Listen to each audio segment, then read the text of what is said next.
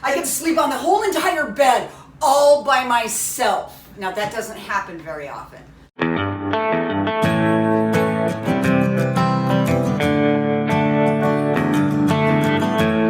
Hi, that's Johnny. And that's Des. Together, we're the Golden Queers.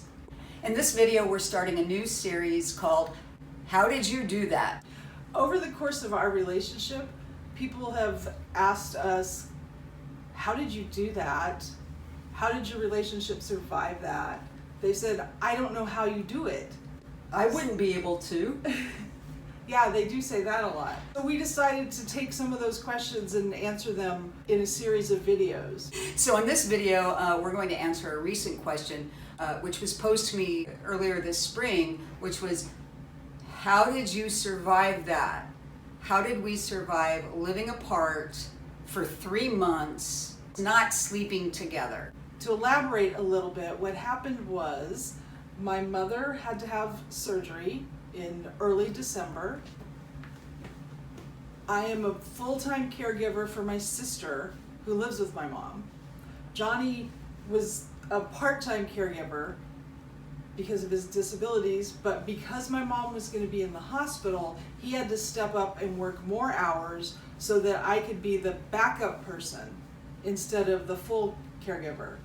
Because my sister needs care that requires 2 people at times. So she had her regular caregivers, but then one of us had to be there as the backup in case an emergency happened. That means for 3 months, I was living with my sister, pretty much. And Johnny was living here at our house. He was spending shifts over there. Coming home and sleeping and then going back over there, so I didn't spend a lot of time in the house. Yeah, because we hadn't been living here that long at that point. Yeah. I was living on a couch over there in the guest room, and in the course of early December 2019 until mid-March 2020, I only slept in my own bed for a full night, I think twice. Yeah. In all those months. The rest of the time I was over there. And those 2 nights that I slept here, Johnny slept at the other house. So we didn't get to even sleep in the same bed for all those months. We didn't get to see each other the way married people usually see each other. Yeah. We saw each other at work. And so the friends were asking, how did you do that? I can't imagine living in 2 separate households for 3 months. Well, we had some practice while we were living in Phoenix. Des would have to come out here to Kansas every once in a while to help take care of their sister. And that would usually be for a week to a week and a half. Yeah. So like 10 days was the maximum amount of time we spent apart. And we learned how to stay in touch on that long distance, whether it was texting certain times of the day, making time for phone calls. There were a couple of times when our favorite TV show was on. Oh yeah. Where we would both be watching it at the same time and have our phones so that we could talk to each other. Because this was well before you could use the Netflix group watch. Yeah. Yeah. So yeah, and we would watch the shows and talk to each other while we watched the show. So that was fun. We got some practice on how to have those connection moments when we were 1,500 miles away. One of the other things that helped us was that we have this concept that separation is an illusion. It's this heart connection, and so like when I was going to work, Des would be like, separation is an illusion, and I tell that story in the other video. So it really helped me with understanding that we aren't really apart, and Des isn't running away, they're just going and visiting. In this 3 months, which we knew it was going to be 6 weeks plus. We didn't know it was going to be 3 months before my mom had recovered enough 90 days. for me to be able to come home on a regular basis. But whenever one of us got into that, oh my God, I miss you, even though you're just across town, the other one would just have to remind us, like Johnny would remind me, separation is an illusion. I would remind Johnny, separation is an illusion. So the third way that we managed to get through it was by connecting when we could.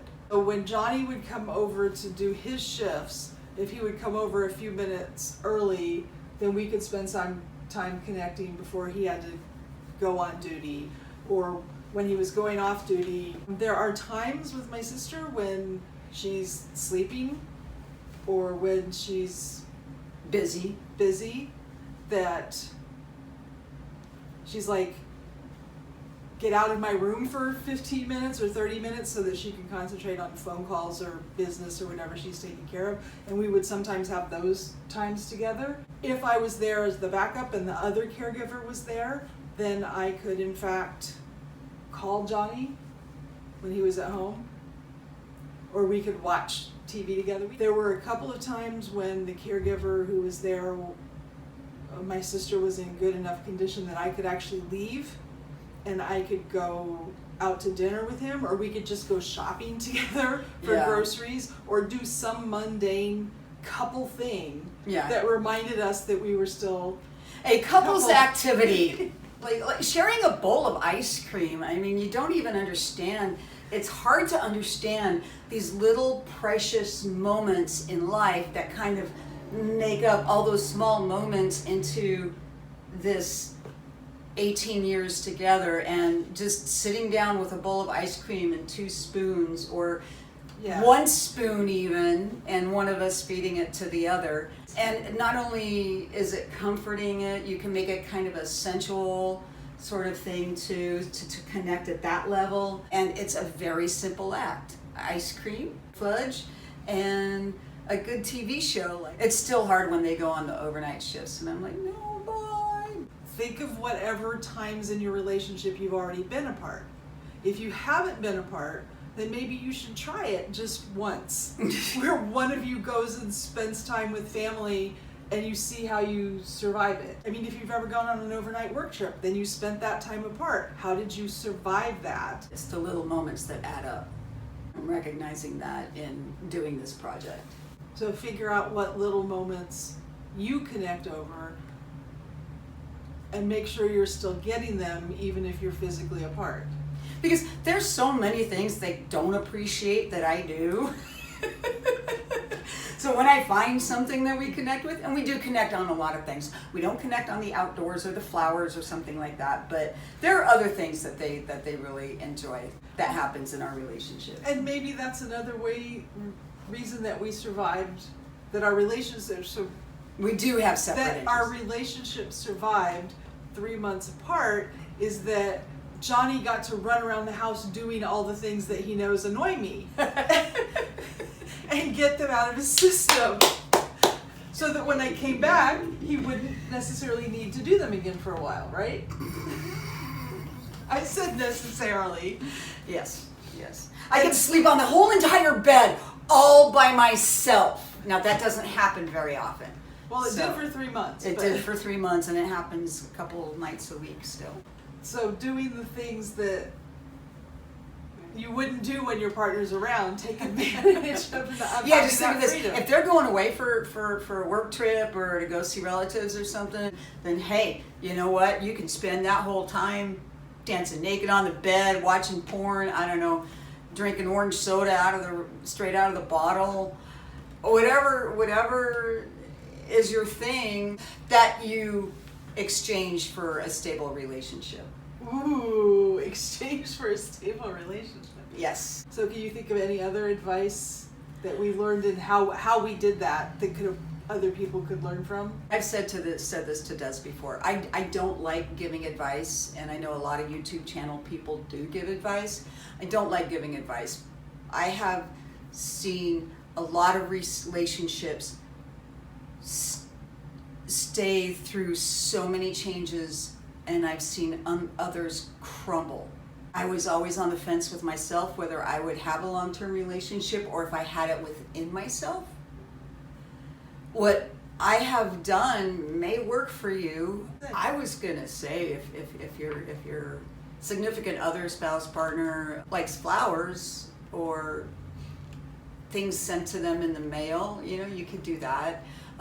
Des isn't particularly fond of that. They are not a a receiver of flowers person, so I can't go buy them flowers and give them to them and make them happy. So I'm not responsible for your happiness. No, you're not. That's the one thing I'm sticking to.